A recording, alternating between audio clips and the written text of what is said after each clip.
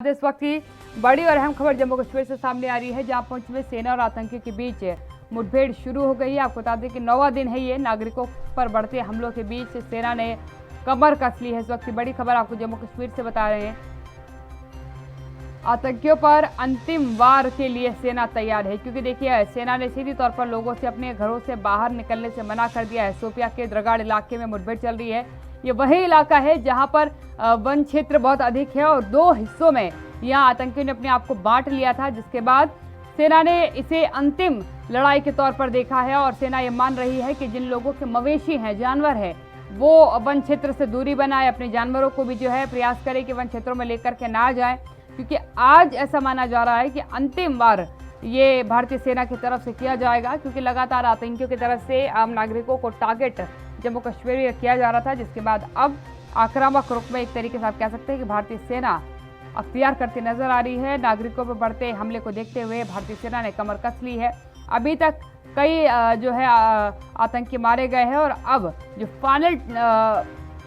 मुठभेड़ है वो इसे मान सकते हैं आप, क्योंकि 2 हिस्सों में आतंकियों ने खुद को बांटा और पूरा प्रयास भारतीय सेना का है कि इन 2 गुटों में बटे आतंकियों को नस्ते नाबूद कर दिया जाए, क्योंकि ये 2 गुटों में बट करके पूरा प्रयास कर रहे थे कि किसी तरीके से जम्मू कश्मीर में अशांति फैलाई जाए। लेकिन सबसे अहम बात है कि अपील सेना की तरफ से जो आम नागरिक है, जो स्थानीय लोग हैं, उनसे की गई है कि वो अपने मवेशियों को लेकर के वन क्षेत्र की तरफ ना जाए और ना ही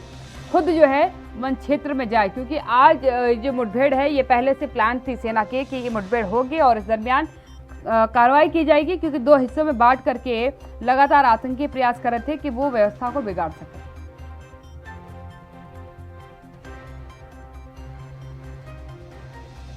जम्मू कश्मीर से मेरे संवाददाता रविंद्र श्रीवास्तव मेरे साथ जुड़ चुके हैं। रविंद्र, हालात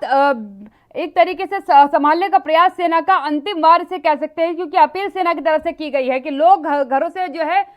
जंगलों की तरफ रुख ना करें और जिनके मवेशी हैं, जानवर हैं, वो भी आज वनों की तरफ ना जाए, क्योंकि जो खबर आ रही थी कि वन क्षेत्र में 2 हिस्सों में आतंकियों ने अपने आप को बांट लिया है गुटों में, उन पर आज जो है नकेल कसेगी, उनके साथ मुठभेड़ होगी सेना की। जी बिल्कुल, देखिए कल आर्मी चीफ नरवणे का दौरा था और उसके बाद उन्होंने साफ कहा था कि आतंकियों को किसी भी कीमत में यहां से भागने नहीं देना है, और उसके तहत एक रणनीति बनाई गई। और अब आतंकी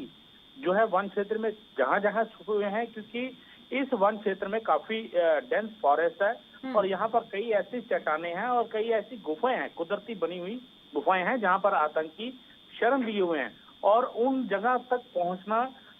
कई बार जो है मुश्किल हो जाता है, क्योंकि वहां पर हाथ को हाथ दिखाई नहीं देता है, इतना डेंस फॉरेस्ट है, कई जगह झाड़ियां बहुत ज्यादा है। तो ऐसे में एक रणनीति तैयार की गई है। अब सेना की तरफ से जो है फायरिंग शुरू की गई है और जो आसपास के इलाके हैं उनको बोल दिया गया है कि आप अपने घरों में रहें। यहाँ तक कि जो बिल्कुल सटे हुए इलाके थे वहां से कुछ लोगों को वहां से निकाल भी लिया गया है, लेकिन अधिकतर घरों में बोला गया है कि आप अपना मवेशियों के अंदर रखें, आप अपने घरों में रहें। हो सकता है कि जैसे ही सेना अपनी कार्रवाई करेगी और आतंकियों की तरफ से जब फायरिंग होगी तो उसकी जद में कोई ना आ जाए और सिविलियन किलिंग जो है वो ना हो, इसके लिए उनको बोला गया है। और यही वजह है कि मेंढर से लेकर राजौरी तक का जो इलाका है, जहां पर 40 और 50 किलोमीटर का जो जंगल का इलाका है, यहाँ पर आतंकियों को पूरी तरह से घेर लिया है और जल्द ही उनको न्यूट्रलाइज जो है वो कर दिया जाएगा। जी बिल्कुल रवि जी, एक और अहम सवाल है यहाँ पर, क्योंकि जिस तरीके से आज 9वां दिन है सेना के मुठभेड़ का, लगातार एनकाउंटर्स जो है सेना करती चली आ रही है, क्या लगता है आपको कि कोई अलग स्ट्रैटेजी अपनाई जाएगी? जिस तरीके से आतंकियों ने पहले अपने आप को 2 हिस्सों में बांट दिया, बखूबी मालूम था कि इतना घना जंगल है कि वहां पर किसी भी व्यक्ति को पकड़ पाना आसान नहीं है, क्या और कोई स्ट्रैटेजी आपको लग रहा है कि अपनाएंगे अभी?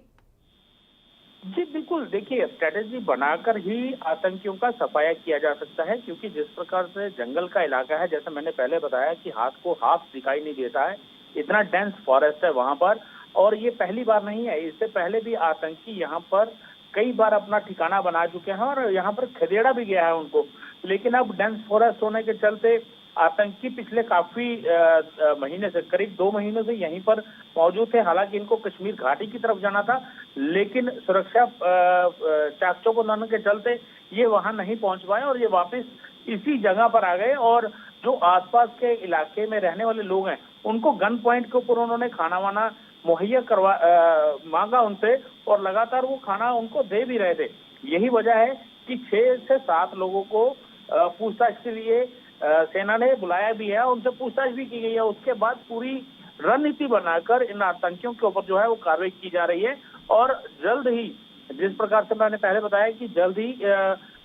एक रणनीति बनाई जाएगी और जल्द ही इन आतंकियों का खात्मा जो है वो किया जाएगा, क्योंकि लगातार जिस तरह से आज 10वां दिन है एनकाउंटर का और कहा जाए तो यहाँ पर सेना को काफी ज्यादा नुकसान हुआ है। 2 जेसीओ सहित 9 जवान जो है हमारे शहीद हो चुके हैं, एक भी आतंकी नहीं मारा गया है। उसकी वजह यही है कि आतंकी जो हैं पिछले 2 महीने से इसी इलाके में घूम रहे हैं और एक चप्पे पर उन्होंने अब अपना ठिकाना बना दिया है और इसी वजह से इस एनकाउंटर को इतना लंबा समय लगा है और सेना नहीं चाहती है कि अब अपने जवानों का नुकसान हो और उसको पूरी तरह से रणनीति के तहत उसको जो है वो जंगल को घेरा गया और आने वाले कुछ ही 1 आध दिन में जो है इन आतंकियों का सफाया यहाँ से कर दिया जाएगा। जी बिल्कुल, धन्यवाद रविंद्र जी मेरे साथ जुड़ने के लिए। रविंद्र श्रीवास्तव संवाददाता जम्मू कश्मीर से मेरे साथ जुड़े हुए थे। तो जम्मू कश्मीर से आपको इस वक्त की बड़ी खबर हमने बताई कि किस तरीके से जो है पुंछ में सेना और आतंकियों के बीच जो है मुठभेड़ शुरू हो चुकी है। लगातार आतंक की समाप्ति के लिए सेना की तरफ से कार्रवाई भी की जा रही है। साल के 365 दिन 24 घंटे और 7 दिन, हर हालात वाकयात की, हर खबर की, हर दस्तक को देखने के लिए एएनबी न्यूज के YouTube चैनल को करें सब्सक्राइब और Facebook पेज को करें फॉलो। उठाइए रिमोट और जुड़िए एएनबी न्यूज के साथ। टाटा स्काई चैनल नंबर 1927 और एयरटेल चैनल नंबर 356 पर अब ANB news Jio TV, Mobi app, Airtel Xstream OTT, Instagram, Twitter, Google Play और ऐप स्टोर पर भी अवेलेबल है। एएनबी न्यूज, आपकी बुलंद आवाज, आपकी बात।